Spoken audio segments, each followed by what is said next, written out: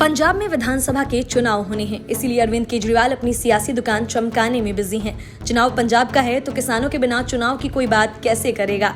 इसीलिए अरविंद केजरीवाल भी किसान आंदोलन का चुनावी मजा लेने के लिए एक बैठक का आयोजन कर बैठे, जिसमें उन्होंने किसानों के साथ बातचीत करनी थी। केजरीवाल ने बैठक में किसानों के सामने मुस्कुराते हुए एंट्री मारी, लेकिन कुछ ऐसा हुआ कि केजरीवाल को बैठक छोड़कर निकल जाना पड़ा। असल में किसानों ने केजरीवाल को अनुच्छेद 370 निरस्त किए जाने के समर्थन पर घेर लिया।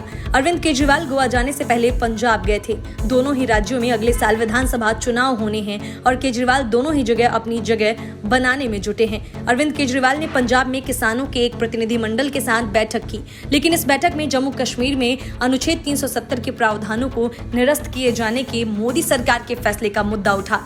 किसान नेताओं ने अरविंद केजरीवाल से पूछा कि उन्होंने अनुच्छेद 370 को निरस्त किए जाने के मोदी सरकार के फैसले का समर्थन क्यों किया था। दिल्ली के मुख्यमंत्री ने इसे राजनीतिक सवाल करार दिया और कहा कि इन सवालों का वो बाहर जवाब देंगे। अरविंद केजरीवाल ने बैठक में कहा कि दिल्ली की सारी शक्तियां तो इन्होंने पहले से ही छीन रखी हैं। मैं किसी राज्य के अधिकार छीनने का समर्थन क्यों करूंगा। मैं रोज लड़ रहा हूं दिल्ली के लिए और हमने सुप्रीम कोर्ट में केस कर रखा है। किसानों के संबंध में आपके पास प्रश्न है तो पूछ सकते हैं। राजनीतिक प्रश्नों का जवाब बाहर दूंगा।